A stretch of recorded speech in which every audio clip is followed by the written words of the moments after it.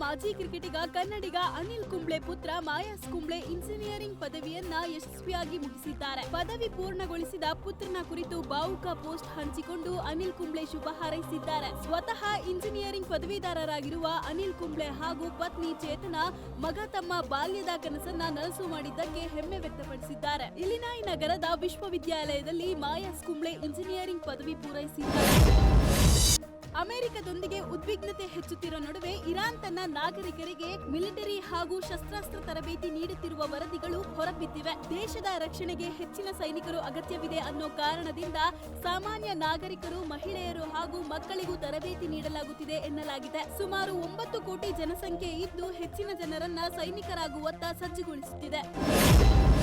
Neat ಪ್ರಶ್ನೆ ಪತ್ರಿಕೆ ಸೋರಿಕೆ ಪ್ರಕರಣದಲ್ಲಿ ಲಾತೂರ್ನ ಆರ್ಸಿಸಿ ಕೋಚಿಂಗ್ ಕ್ಲಾಸ್ನ ನಿರ್ದೇಶಕನನ್ನ ಸಿಬಿಐ ಅಧಿಕಾರಿಗಳು ಬಂಧಿಸಿದ್ದಾರೆ. RCC coaching class director Shivraj Raghunath Motegaonkar CBI ಅಧಿಕಾರಿಗಳ ಬಲೆಗೆ ಬಿದ್ದಿದ್ದಾನೆ. ಸಿಬಿಐ ತನಿಖೆಯಲ್ಲಿ ಶಿವರಾಜ್ ರಘುನಾಥ್ನ ಕೈವಾಡ ಬಯಲಾಗಿದೆ.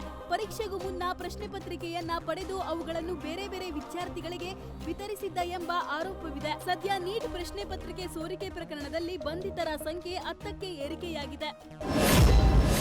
ದೇವನಹಳ್ಳಿ ತಾಲೂಕಿನ ಅರದೇಶನಹಳ್ಳಿ ಗ್ರಾಮದಲ್ಲಿರೋ ಸರ್ಕಾರಿ ಜಾಗದಲ್ಲಿ ಅಂತ್ಯಕ್ರಿಯೆ ಮಾಡಲು ಕಂದಾಯ ಅಧಿಕಾರಿಗಳು ತಡೆಹಿಡಿದಿದ್ದಾರೆ. ವೀರಶೈವ ಸ್ಮಶಾನ ಜಾಗದಲ್ಲಿ ಗುಂಡಿ ತೋಡಿ ಅಂತ್ಯಕ್ರಿಯೆ ಮಾಡಲು ಮೃತದೇಹ ಹೊತ್ತು ಗ್ರಾಮಸ್ಥರು ಹೋಗ್ತಿದ್ದ ವೇಳೆ ಅಧಿಕಾರಿಗಳು ತಡೆದಿದ್ದಾರೆ. ಈ ವೇಳೆ ವೀರಶೈವ ಹಾಗೂ ಪೊಲೀಸರ ನಡುವೆ ನೂಕಾಟ ತಳ್ಳಾಟ ಆಗಿ ಗಲಾಟೆಯಾಗಿದೆ. ಅಧಿಕಾರಿಗಳು ಮತ್ತು ಪೊಲೀಸರ ನಡೆಗೆ ಕುಟುಂಬಸ್ಥರು ದಾರಿ ಮಧ್ಯೆ ಮೃತದೇಹ ಇಟ್ಟು ಪ್ರತಿಭಟಿಸಿದ್ದಾರೆ. ಮಂಗಳೂರು ಹೊರವಲಯದ ಕಾವೂರಿನ ಹಲವು ಮನೆಗಳ ಕುಡಿಯುವ ನೀರಿನ ಬಾವಿಗಳಲ್ಲಿ ಡೀಸೆಲ್ ಅಂಶ ಪತ್ತೆಯಾಗಿದ್ದು ಸ್ಥಳೀಯರು ಆತಂಕಕ್ಕೀಡಾಗಿದ್ದಾರೆ. ಎನ್ಐಟಿಕೆ ಪರೀಕ್ಷಾ ವರದಿಯಲ್ಲಿ ನೀರಿನ 28% ಡೀಸೆಲ್ ಅಂಶ ಇದ್ದು ಕುಡಿಯಲು ಯೋಗ್ಯವಲ್ಲ ಅಂತ ವರದಿ ಹೇಳಿದೆ. ಮನೆಗಳಿಂದ ಸುಮಾರು 150 ಮೀಟರ್ ದೂರದ ಪೆಟ್ರೋಲ್ ಬಂಕ್ನಿಂದ ಡೀಸೆಲ್ ಸೋರಿಕೆ ಆಗಿರಬಹುದೆಂಬ ಶಂಕೆ ವ್ಯಕ್ತವಾಗಿದೆ. ನವೆಂಬರ್ನಿಂದಲೇ ಸಮಸ್ಯೆ ಇದ್ದರೂ ಅಧಿಕಾರಿಗಳ ನಿರ್ಲಕ್ಷ್ಯಕ್ಕೆ ಸಂತ್ರಸ್ತ ಕುಟುಂಬಗಳು ಆಕ್ರೋಶ ವ್ಯಕ್ತಪಡಿಸಿವೆ. ಬೀದರ್ನ ಮೈಲೂರು ಕ್ರಾಸ್ ಬಳಿಯ ಕಚೇರಿ ಶೌಚಾಲಯದಲ್ಲಿ 33 ವಿಕಲಚೇತನರ ದ್ವಿಚಕ್ರ ವಾಹನಗಳು 1.5 ವರ್ಷದಿಂದ ಧೂಳು ಹಿಡಿಯುತ್ತಿದ್ದು ಅಧಿಕಾರಿಗಳ ನಿರ್ಲಕ್ಷ್ಯಕ್ಕೆ ಸಾಕ್ಷಿಯಾಗಿವೆ. 2024-25ನೇ ಸಾಲಿನ ವಿಕಲಚೇತನ ಇಲಾಖೆ ಹಾಗೂ ಶಾಸಕರ ಅನುದಾನದ ಅಡಿ ಮಂಜೂರಾಗಿ ಫಲಾನುಭವಿಗಳ ಆಯ್ಕೆ ಮುಗಿದಿದ್ದರೂ ವಾಹನಗಳನ್ನು ವಿತರಿಸಲಾಗಿಲ್ಲ. ತಮಗಾಗಿಯೇ ಬಂದ ಸೌಲಭ್ಯಕ್ಕಾಗಿ ವಿಕಲಚೇತನರು ಕಚೇರಿಗೆ ಅಲದಾಡಿ ಹೈರಾಣಾಗಿದ್ದಾರೆ.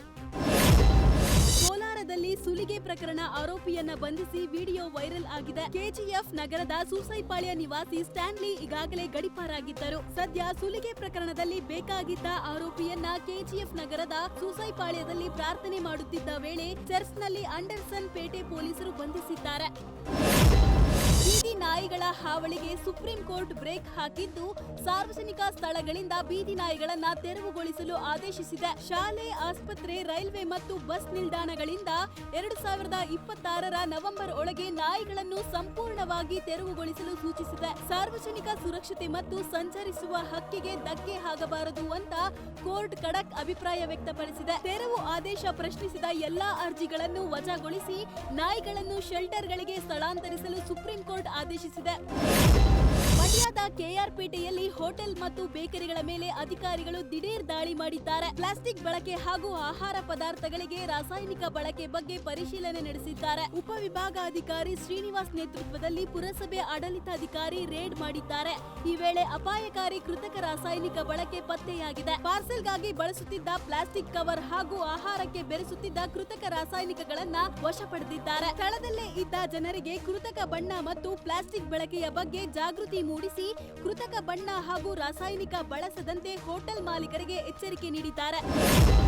ಮಾಜಿ ಶಾಸಕ ಅಖಂಡ ಶ್ರೀನಿವಾಸ್ ಮೂರ್ತಿ ಜೆಡಿಎಸ್ಗೆ ಸೇರ್ಪಡೆಯಾಗಲಿದ್ದಾರೆ. ಜೆಡಿಎಸ್ ಸೇರ್ಪಡೆಗೂ ಮುನ್ನ ಕೇಂದ್ರ ಸಚಿವ ಎಚ್.ಡಿ. ಕುಮಾರಸ್ವಾಮಿ ಬೆಂಗಳೂರಿನ ಪುಲಕೇಶಿ ನಗರದಲ್ಲಿರುವ ಅಖಂಡ ಶ್ರೀನಿವಾಸ್ ಮೂರ್ತಿ ನಿವಾಸಕ್ಕೆ ಭೇಟಿ ನೀಡಿದ್ದಾರೆ.